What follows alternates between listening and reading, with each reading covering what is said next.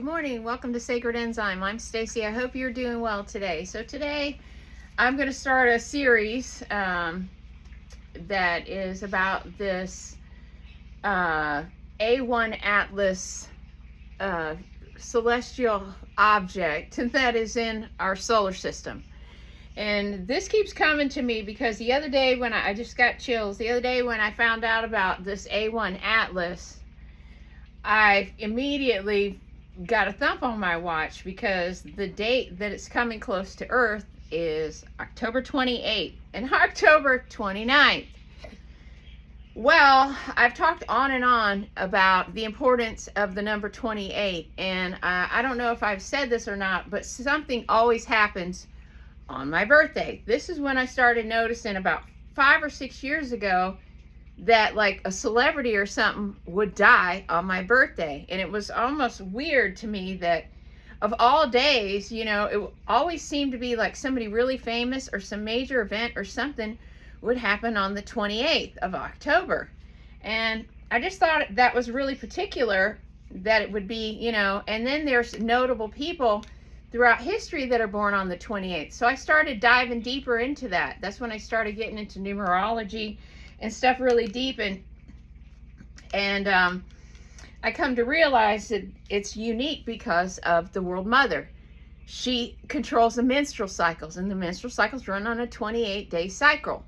And so in October, through the sign of Scorpio, which is a shadow aspect of Taurus, which Taurus is the builder, the masons, you have the opposite, which is Scorpio. Well, Scorpio on the 28th day of October is the thinnest that the veil is on the planet. And it has all to do with divine mother codes. Okay, so so we're going to start talking about individuals that are born on the 28th day of the month, and we're going to take apart their life. We're going to take apart their life in a spiritual manner, and in the context, in the site that we have now, on the background of what's going on in our government, and how, you know, our entertainment industry is a psyop, basically. Okay, so I'm going to say that, you know, all of this information is information that I've gathered from the internet, and that also that I've used multiple number of search engines to gather this information, and I've been getting this information together over a couple of weeks. And so I have everything typed out here because I want to be as accurate as possible about the facts. Okay, so and then I'm going to add information that I have intuitively and from what I've learned from quantum physics, spiritual science, and different things. Okay, so A1Atlas. So before we even get into any individual, we need to understand the stage that they're performing on. Okay, so we're just going to call this the A1Atlas. This isn't just an object in space. It's a celestial body with intelligence, a sentient field that interacts with Earth's energy grid, guys. Okay, so any object that comes into contact or into our orbit, into our frequency, is going to interact with our energy field, okay? And everything has sentience. Everything. The Earth is a living thing, okay? The A1Atlas has a trajectory that doesn't pass through an ordinary space system, and this is why scientists right now are kind of perplexed. Its path, its timing, and its proximity are not random. It's clearly aligned with Earth's energetic cycles, okay?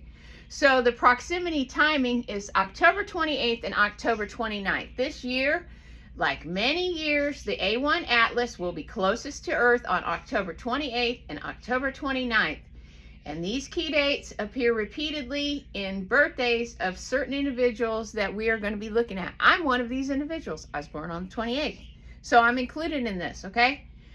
All right, this proximity is more astronomical because it amplifies global energy in the field, heightens frequency activation, and it opens portals for certain archetypal energies to be anchored onto the planet. So, you know, this is what happens in October 28th and 29th. This is why so many sacrifices happen on the 28th and 29th of October. This is why you have certain figureheads that are born throughout history on the 28th and 29th. Hillary Clinton, Bill Gates, Elon Musk was born on the 28th day of the month. We also have to look at people that are born on the 28th day of the month. October 28th, Julia Roberts. There's a bunch of people. I think Robert Downey Jr. was born on the 28th day of the month. Some of the richest people in the world were born on the 28th day of the month. We have to look at this. Okay, connection to the divine feminine. The Atlas approach aligns with ancient cycles of the feminine, the sacred moon, the planetary grids. The field acts like a conductor. It amplifies feminine energy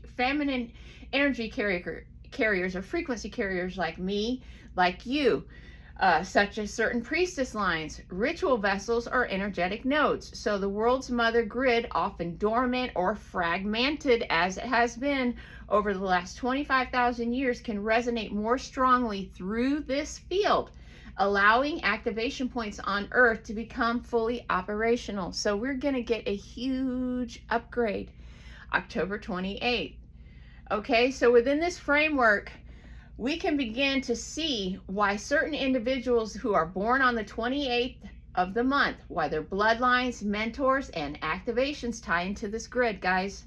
Okay, these people are not random. They are nodes, they are vessels, and they are amplifiers within this A1Atlas field. They're conduits for higher resonance, sometimes conscious, sometimes programmed, folks, programmed, okay? So we're going to talk about our first person in this episode. We're going to talk about Lady Gaga, okay? Tonight we'll start with one of the clearest examples that came to me immediately was Lady Gaga. She's born on the 28th. She's raised in elite energy nodes. She's been surrounded by handlers and mentors, and she is a primary vessel in this system, okay? We'll examine her bloodline, her education, her mentors, her performances, and her connection to global and planetary grids, all through the lens of the 28 Club, okay? So let's get started. Lady Gaga. Okay, the ritual vessel. So the early life and elite placement of Lady Gaga, she was born Stephanie Joanne Angelina Germanata in Manhattan. Let's not forget who else was in Manhattan. Jeffrey Epstein, yes. To a well-connected Italian-American family. Her father, Joseph Germanata, was a successful internet entrepreneur, kind of like Elon, right? While her mother, Cynthia, worked in telecommunications and philanthropy, you know, kind of like Bill Gates. Raised in private schools designed not only to educate, but to initiate, folks. So let's talk about her schools. Convent of the Sacred Heart in Manhattan.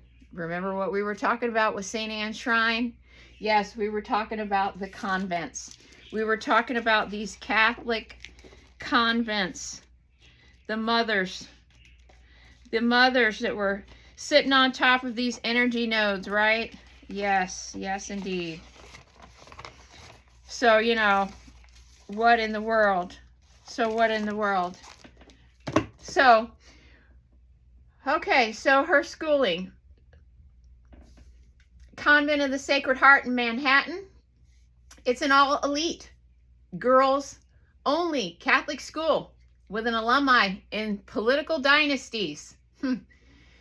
And these political dynasties, matter of fact, intersect with my own family line, the Kennedys and the Vanderbilts. I'm not related to the Vanderbilts that I know of, but possibly could be. All these robber baron families married each other. Sits on a node of energy overlaid with Manhattan's ancient waterways and tunnels.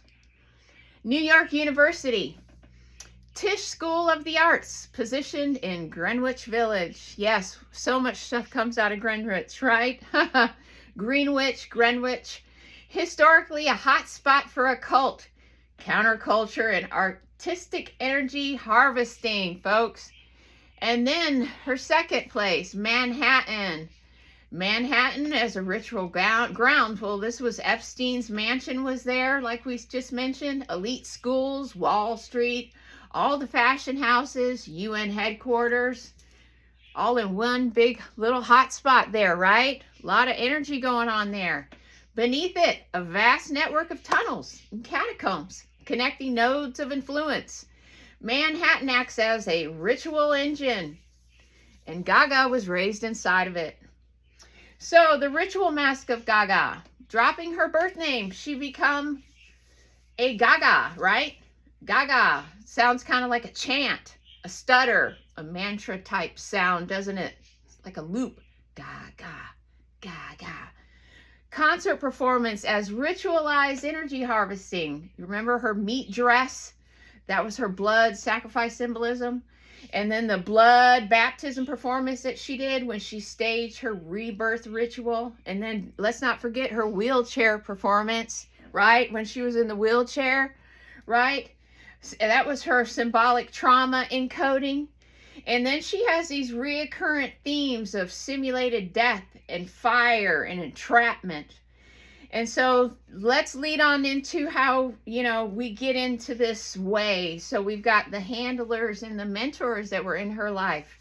We have her first stage name and her first inception, Lady Starlight. This was early stage partner. And then we've got Vincent Herbert, her record producer and the guiding mainstream launcher. And then we got Akon, signed her to Con Live label. And then we've got the Red One. The Red One, who is also AKA real name Nadir, maybe not real name, but Nadir this is the one I found. Khayat, Khayat. Now I would say this was her key frequency engineer. Let's talk about the Red One. So he is a Moroccan-Swedish producer, defining global pop sound of the late 2000s. And he was the one that created Bad Romance, Poker Face, Just Dance. And these are frequency sigils for mass entrainment, folks. I mean, listen to the songs. My kids sang Poker Face. It was so programmed. They couldn't stop singing Poker Face. Name coding. The name Red One. Red, blood, sacrifice, one. Singularity. The prime initiator is one. So we've got these forms of ritual dyad with GaGa. We got this vessel and we got this programmer. So the larger grid connection here is we got GaGa tied to this Manhattan node. And this Manhattan node, we already know that this is a hub of control, finance, and ritual energy. I mean, there's a guy, I can't remember his name, Alejandro. He's a whistleblower on these projects. He was raised in this ritualistic SRA, and he talks about the fight clubs and all the stuff that goes on under Manhattan. That they have these fight to the death matches down there. So we've got a lot of ritual energy there. And then, you could compare this to Florida's Atlantis line here. We've got this whole center, we've got this triangulation down here of these Atlantean nodes. And we're trying to restore these grids. And then we've got, people that are working for shadow groups on top of these nodes, trying to block the frequency with more trauma, and look at all the places that prisons are sitting. They're sitting on top of nodes. They're energy harvesting centers. Why do you think they're privately owned, folks? It's a trauma overlay. It's to keep the grid in a distortion. Okay. All right. So the social circle and the hidden mentors. We've got fashion. We've got Donatella Versace. We've got clothing as sigil. Okay. We've got ritual and art. We've got Mariana Abramovic. We've got the spirit cooking stuff and this elite art that's tied in here. We've got music bridging old and new Hollywood. We've got Tony Bennett in here now. We've got political circles, appearances at inaugurations, endorsements. So we've got ritual and state alignment here, okay? So in closing, Lady Gaga is not a spontaneous artist. She is a constructed vessel. She's raised in elite schools over energy nodes. She's surrounded by handlers and mentors. She's paired with Red One, the frequency engineer. She's been deployed onto stages where audiences participate unknowingly in energy harvesting ceremonies, folks. This is not unique to her. She is a case study. The real question is, how many more vessels exist already at work, hiding in plain sight across our cultural landscape, folks? There's tons of them. So, tomorrow we can pick up with another person. And, there's so many you can choose from that are from this 28 club. They talk about the 23 club when people die. You need to talk about the 28 club. When people are born on the 28th day and they're put into these program vessels for energy harvesting amongst, elite groups, for doing all kind of programming. These people are engineered, folks. Wake up. So with that, it's been 16 minutes. I wanted to start this because, we need to be more aware of letting our kids be on, just social networks, listening to unfiltered music of their choice that has earworms in it, just like the song Abracadabra that Lady Gaga did. Abracadabra, that is a spell, folks. Abracadabra. Those are fire words. And just like the Bugs Bunny episode where he goes, and all programming, Bugs Bunny goes to Transylvania, to Dracula's castle, remember? And he's staying there, and Dracula wants to bite him, but he has an earworm, and he keeps singing abracadabra, hocus pocus. And so every time he says it, Dracula changes from a Dracula to a bat. So Bugs Bunny's got his rabbit, he's got his carrot, and he's always munching on it, and he's going, abracadabra, hocus pocus. And, he takes a bite of his thing.